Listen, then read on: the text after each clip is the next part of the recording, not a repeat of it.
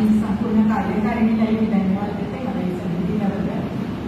रोहिणीने पारंपरिक पद्धतीने आपण साहित्याची वाचतो आणि वाचूनही दाखवली. मी मात्र थोडा पुढच्या काळाकडे येते, म्हणजे आपल्याला आपल्या बालपणाकडे नेलं होतं, मी ही नवीन काळाकडे येते आणि म्हणून मी हातात कहाणीचं पुस्तक पण नाही घेऊन आलेली. मला असं म्हणायचं आहे की आपले जे काही सणवार होते ते जरी परंपरागत आपल्या पूर्वजांनी चालवत आणलेले आपल्या पिढीपर्यंत आले आणि या प्रत्येक सणवाराच्या मागे काही सामाजिक तत्व आहेत आणि त्याच्यातूनच आपले सणवार आजपर्यंत चालत आले, ऋषी मुलींच्या काळापासून आजपर्यंत. तर ह्याच्या मागची जी काही थोडीशी भावना आहे सामाजिक, ती मला थोडक्यात थोडी सांगायची आहे. म्हणजे वेगवेगळ्या वाड्यांच्या मध्ये सुद्धा अगदी श्रावणी सोमवारची जर आपण कथा घेतली तर याच्यामध्ये सुद्धा तुम्हाला दिसेल राजाने अशी सक्त ताकीद दिली होती की देवाला भरेल इतकं प्रत्येकाने आपापल्या घरातलं दूध आणून शिवाच्या पिंडीवरती ते दुधाचा अभिषेक करा.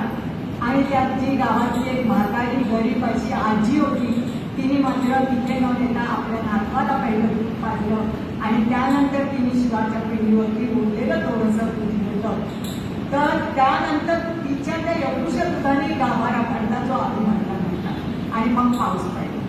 तर ही जी त्याच्या मागची सामाजिक भावना आहे ना की फक्त तुमची भक्ती ही नाही तर त्याच्याबरोबर तुमचं कौटुंबिक जीवाला तुमचं सामाजिक एकमेकांच्या बरोबर असलेलं नातं हे सुद्धा सर्व महत्त्वाचं आहे. हे असं तुम्हाला वेगवेगळ्या आपल्या वारांच्या कथांमधून सुद्धा दिसतं. मंगळवारचं व्रत जसं आपण पाहतो की ज्यावेळी अल्पायुषी मिळणार म्हटल्यावरती त्या आईने मुलीसाठी व्रत ठेवलं मंगळागौरीचं. मुलीने आईची परंपरा राखली आणि मग त्या दोघींनी मिळून ते व्रत ती पूजा केली.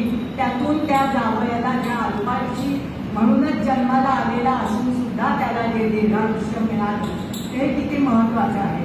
दूध गुरु या सर्वच्या कारणांना आपल्याला माहिती आहे की त्याची पूजा केल्यानंतर आपल्याला सुद्धा बुध आणि बृहस्पती प्रसन्न होतात आणि बुद्धी येते. तर तसं आहेच. शुक्रवारच्या कहाणीमध्ये खूप वेळा आपण पाहतो की कहाणी जिवती मातेची आहे. एक आई आपल्या मुलांसाठी करते, पण ह्याच्यातही एक कथा अशी आहे की ती गरीब नणंद तिला वहिनी बोलवत नाही माहेरपणाला आणि श्रीमंत शेजारणीला बोलवून त्याच्यानंतर ती तिची पूजा थाटात करते आणि त्या गरीब नणंदीला पिढीस करते. पण जिवती माता जी आहे ती तुमची लक्ष्मी म्हणून काही ठिकाणी तिची पूजा केली जाते. तर ती मात्र तुमच्या संपत्तीसाठी पैशासाठी नाही तर ती तुमचे एकमेकांच्या बरोबर असलेले संबंध कसे आहेत, तुम्ही किती भावनेने एकमेकांच्या बरोबर राहता हे सर्व पाहायला.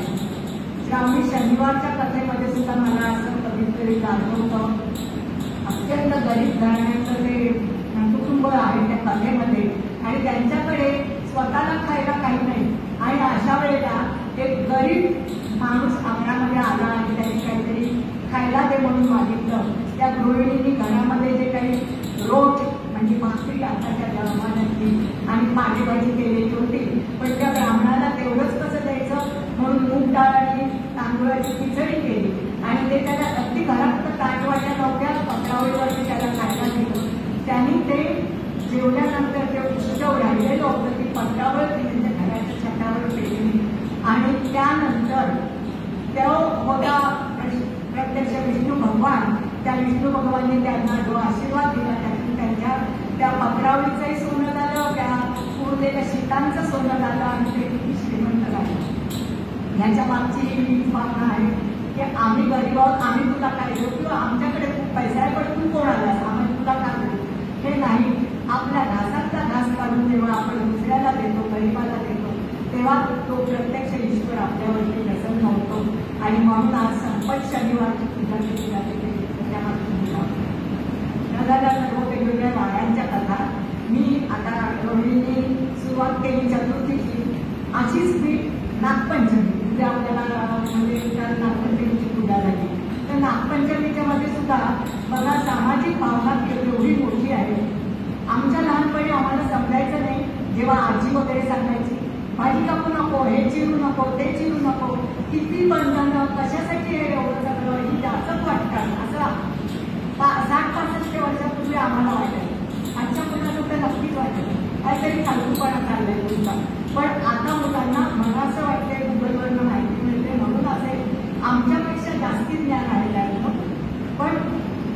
सुद्धा आमच्या काळात आम्हाला जे मिळालं ज्ञान त्याच्यावरती मी तुम्हाला हे सांगते. थोडंसं तरुण झाल्यानंतर आम्हाला हे समजलं की नाग हा शेतकऱ्यांचा मित्र आहे. तो शेतामध्ये जे बेडूक कुंडी वगैरे येतात आणि धान्याची नासाडी करतात, त्यांच्यापासून आपल्या धान्याचं रक्षण करण्यासाठी, आपल्या शेताचं रक्षण करण्यासाठी तो नाग तिथे असतो. तो आपल्या शेताचं रक्षण करतो, म्हणून आपल्याला पैसा मिळतो, संपत्ती मिळते. काही वेळेला नवीन याच्या जमान्यामध्ये म्हण आयत्या बेळावर नागोबा, ती म्हण सुद्धा खरी वाटते. कारण बघा तुम्ही, तो नागोबा तिथे आहे, त्या शेतावरती बसलेला आहे मारुळामध्ये, म्हणूनच तिथे अगदी हे म्हटल्याप्रमाणे उंदीर बेडूक वगैरे जाऊ द्या, पण काही न्यूज वापरलं वगैरे पण येत नाही त्याच्या भीतीने. आणि चोर चिरट्यांची सुद्धा भीती नाही. जर खळा तुमचा मळा किंवा भरला आहे धनधान्याने, तर नक्कीच रात्रीच्या वेळेला चोर वगैरे येतील, टाकू येतील, तुमचं धन लुटून देतील. नागाची भीती असल्याने ते होत नव्हतं. तर हा त्यातला सामाजिक एक संदेश आहे. दुसरं त्याच्यामध्ये नागाच्या कथेमध्ये हे पण आहे, नागपंचमीच्या कथेमध्ये, की ज्या बहिणीला भाऊ नसतो त्या बहिणीला नाग तिचा भाऊ बनून तिच्या सासरी गेला आणि मुलाळे बनून तिला माहेरवासी म्हणून घरी घेऊन आला. तर ही सुद्धा एक किती आनंददायक गोष्ट आहे की आपल्याला स्वतःचा भाऊ नाही म्हणून दुःख न करता तुम्ही नागाला भाऊ माना. आपण म्हणतो तसा कृष्णाला भाऊ मानतो, चंद्राला भाऊ मानतो, तसंच तो नाग देवता आहे, त्याला नागाला तुम्ही भाऊ मानलं, त्यातला विषारी अंश त्याच्याकडे दुर्लक्ष करा आणि त्यातला हा जो चांगला गुण आहे त्याची पूजा करा. ही एक खूप चांगली गोष्ट आपल्याला त्यामधून सांगितली आहे. त्याच्यानंतर आज षष्ठी, श्रीयाळ षष्ठी म्हणून महाराष्ट्रामध्ये खूप मोठं हे केलं जातं. याचं दोन गोष्टींचं महत्व आहे. कारण नागपंचमीला जे गारुडी वगैरे नाग जंगलामधला वनात शोधून आणतात, शहरांमध्ये त्याचा व्यवसाय करतात, नागोबाची पूजा करा वगैरे, दुसऱ्या दिवशी ते घेऊन जंगलामध्ये सोडतात. त्या नागांना बिचाऱ्यांना नीट चांगलं पुन्हा आपलं हे मिळायला हवं, त्याच्यासाठी या श्रीयाळ षष्ठीचं व्रत केलं जातं की त्यांना त्यांच्या जागी परत सुस्थानी त्यांच्या जाऊ दे. हा एक त्याच्या मागची ही भावना पण महत्वाची. आणि आणखी एक श्रीयाळ षष्ठीची कथा आहे. त्याच्यामध्ये सुद्धा आपल्याला कदाचित ऐकून कथा असं वाटेल की अरे हे देव काही परीक्षा घेतात का, पण तो श्रीयाळ राजा आणि त्याची पत्नी चांगुला, तर ह्यांची भगवान शंकर स्वतः आले त्यांची परीक्षा द्यायला आणि त्यांना म्हणाले की मला तुम्ही जरी शाकाहारी आहात तरी सुद्धा मला मात्र मांस खायचंय आणि मला तुमच्या पुत्राचं मांस खायचं.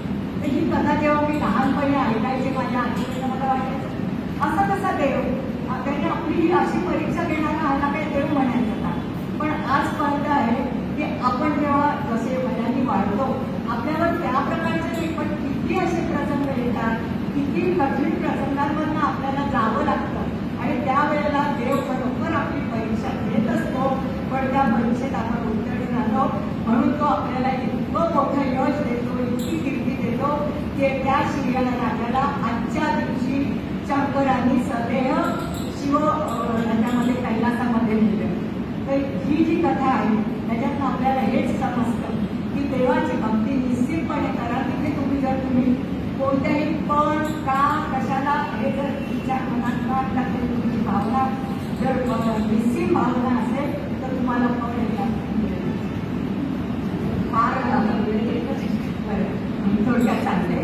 सप्तमीची कथा, सप्तमीच्या कथा कोणाकोणाला माहिती आहे सप्तमीच्या कथेमध्ये एक असं आहे, एक की जलदेवतेला प्रसन्न करण्यासाठी अगदी म्हणजे शीतळा सप्तमी आपण म्हणतो, त्या शीतळा सप्तमीला शीतळा देवीची पूजा करण्यासाठी जलदेवतेला प्रसन्न करण्यासाठी एक गाव आहे. त्याच्यामध्ये एक राजा होता. या राजाच्या राज्यामध्ये पाऊस पडला नाही, 3-4 वर्ष झालं दुष्काळ आला आणि गावात त्या राज्यातल्या लोकांना खायला काही नाही. त्याला जलदेवतेने स्वप्नात देऊन सांगितलं तुझ्या राज्यातल्या कोणाचा तरी बळी दे आणि तो बळी केल्यानंतर मी प्रसन्न होऊन आणि गळ्याला तिला पाणी लागलं. हा राजा किती चांगला होता तुम्ही विचार करा. कोणताही राजा असेल तो एखाद्या गरीब माणसाला पैसे देईल, धनसंपत्ती देईल, म्हणजे तुझा मुलगा देईल, त्याचा बळी देतो आणि तो गावामध्ये सुबत्ता नांदण्यासाठी जे काही करायचं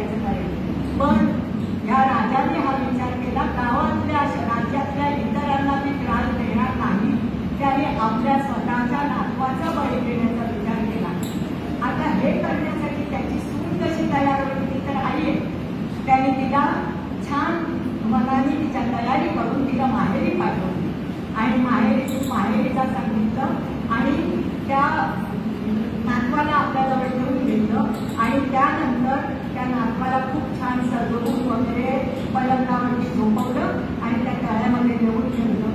जलदेवता प्रसन्न झाली, तळ्याला पाणी लागलं, चहूकडे व्यवस्थित वर्षाव झाला, नद्या विहिरी पाण्याने भरल्या. ती जेव्हा सुनबाई आपल्या भावाला घेऊन परत आपल्या स्वगृही यायला निघाली, तिला वाटेमध्ये तळं दिसलं आणि तिला आठवलं शीतळा सप्तमीचं वाण करायचं आहे, आपली मुलगी घरी आहे, तिला वाण द्यायचं असतं. ह्यामध्ये म्हटलं हा एक छोटासा मी भाग आधी वेळेला बोलून घेते मुलगी बोलली म्हणून, कारण हे वाण मुलींना पण देतात. बहुतेक तर आपल्याकडे अशी पद्धत असते जी आजी आई वगैरे वाण करते ते बहुतेक मुलांना, कारण तेच आपल्या मुलाचा वाण पुढे चालवणार असतात आणि संपत्ती असते ती त्यांच्याकडे राहतो म्हणून शक्यतो हे सर्व मुलांना पुत्रांना दिलं जातं, नातवांना दिलं जातं. ही एक कथा मला आतापर्यंत अशी दिसली की ह्याच्यामध्ये मुलीला वाण पण दिलं जातं. तर मुलगी सुद्धा तेवढीच महत्वाची आहे तुमच्या मुलाचा वारसा चालवण्यासाठी. तर ती जेव्हा परत येत होती तेव्हा तिला आठवण झाली की आज आपल्याला वाण द्यायचं आहे. आता पूजा कुठे करायची, तर तिने त्या तळ्याखाली मागणी तिला टाकली. तिथे वनाच्या बाजूखाली तिची पूजा संपन्न केली आणि जलदेवतेला तेव्हा नमस्कार केला की जलदेवते तू मला प्रसन्न हो आणि माझ्या कुळामध्ये जे कोणी जळामध्ये बुडून निधन पावले, मृत्युमुखी पावले, त्यांचं तू रक्षण कर. ती असं बोललेली असतानाच जलदेवतेनी तो तिच्या मुलाचा असा पलंग वर वर वर तरंगत आला आणि तिचा मुलगा जिवंतपणे तिच्या हाती लागला. तिला आश्चर्य वाटलं, कारण तिला याचं काहीच माहिती नव्हतं आपल्या मुलाचा बळी तिला दिलाय वगैरे. तेव्हा जलदेवतेनीच तिला हे सांगितलं की मी तुझ्या सासऱ्यांची परीक्षा घेतली, तुझ्या पतीलाही कदाचित माहिती नसेल, कदाचित मी म्हणत नाही की पतीने हे तयार झाला होता, पण सासऱ्यांची परीक्षा घेतली, त्या आईची परीक्षा घेतली आणि तिचा मुलगा तिला परत मिळाला. जेव्हा ती आपल्या मुलाला घेऊन राज्याकडे परत वाटचाल करत होती तेव्हा राजा स्वतः भेटायला आला आणि म्हणाला तुझी पुण्याई इतकी मोठी आहे की तुझ्या पुण्याईमुळे आज माझ्या राज्याचा वंश सुद्धा माझ्या हातात परत लागतो. अशा या कथा आहेत.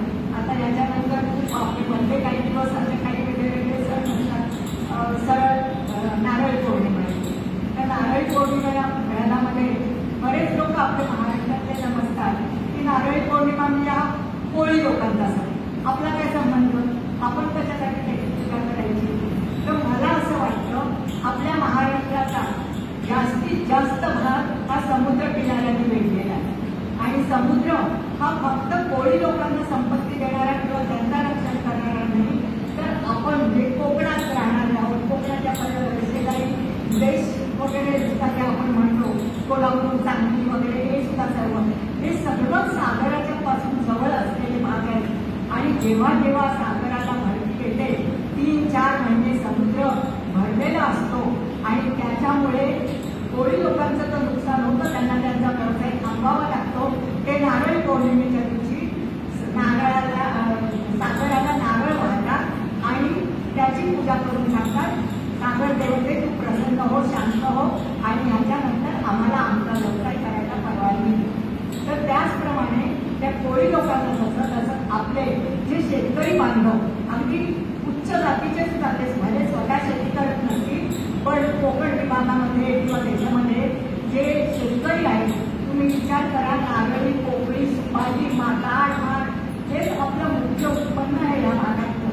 तर जेव्हा जेव्हा समुद्राला भरती येते आणि हे पाणी हे आतपर्यंत जातं, एकतर वर्ण पावसाळी दिवस असल्याने वादळाने सगळी झाडं पेरलेली झालेली असतात आणि सागराचं पाणी येऊन त्याच्या खालची पाण्याची धूप होते.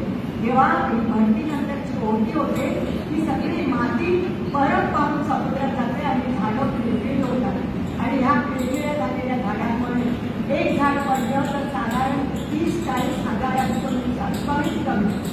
तर ह्यासाठी हा विचार केला पाहिजे की हे फक्त कोळी लोकांचं नाही, तर आपलं संपूर्ण समाजाचं, संपूर्ण मराठी समाजाचं हे हा महत्वाचा सण आहे.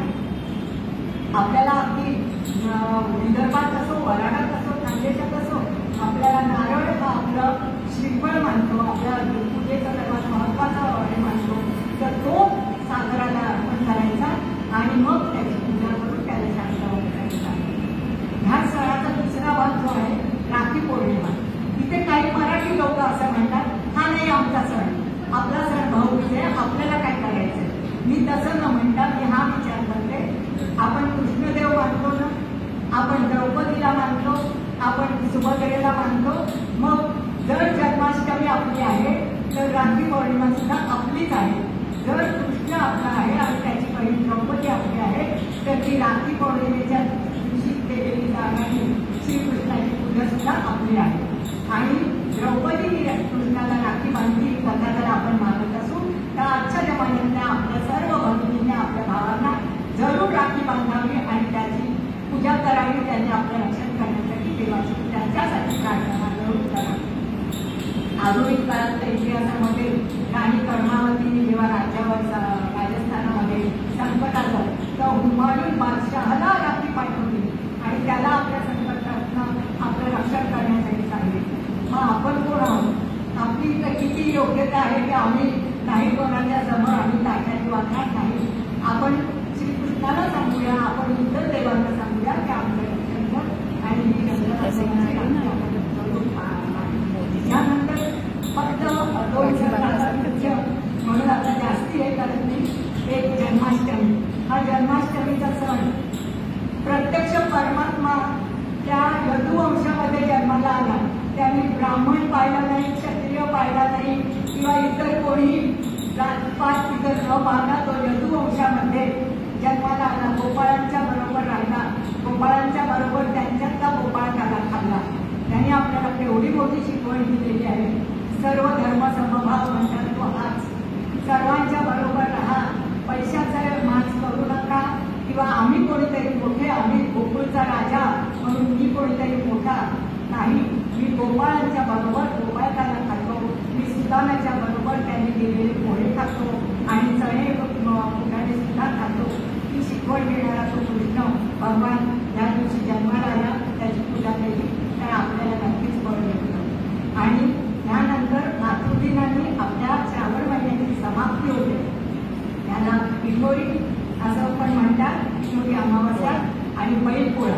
तर मी बैलपोळ्याचं पण महत्त्व आम्ही सांगते, कारण खरोखर शेतकऱ्यांचं राज्य आपला कृषी मुलांचा देश आहे.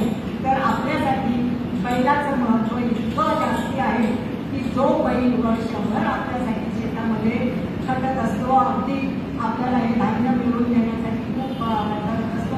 मला विषयांतर करणं बरोबर वाटत नाही, पण बहुतेकांनी आत्ता मागच्या आठवड्यात व्हिडिओ एक पाहिला असेल.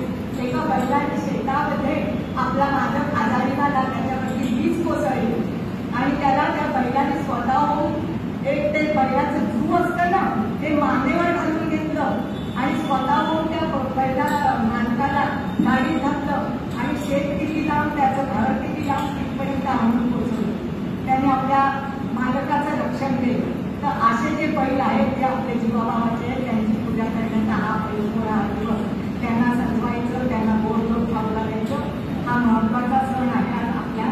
आणि त्याचबरोबर पिठोरी, पिठोरी हा मातृदिन म्हणून साजरा करण्याची आपल्याकडे पद्धत आहे.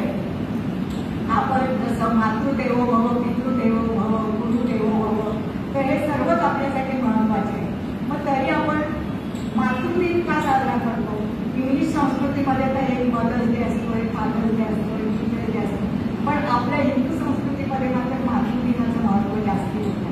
तर का त्याचं पण एक मला छोटी कहाणी आता अलीकडेच वाचायला मिळाली की एका स्वामींना त्यांच्या शिष्याने विचारलं की आई आणि वडील दोघंही महान, तुम्ही म्हणता की दोघांची पूजा केली पाहिजे, मग वडिलांपेक्षा आईचं स्थान मोठं असं मानलं जातं, ते का?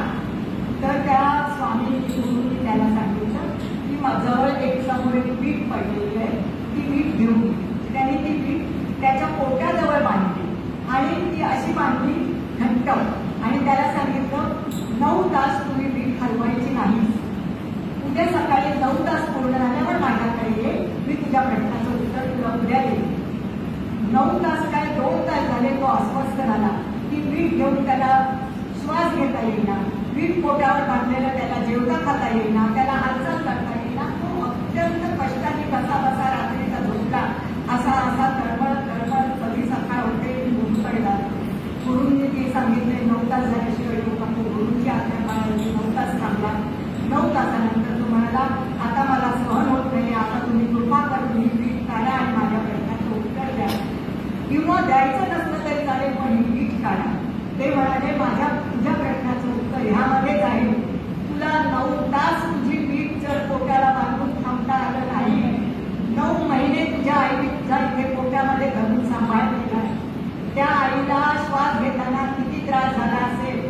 तुझ्या जेवताना खाताना 9 महिन्यात किती त्रास झाला असेल या सगळ्याचा विचार कर आणि मग ठरव मातृदेवो भव आपण का मी पण माझ्या मातृदेवतेला वंदन करते आणि सर्वांना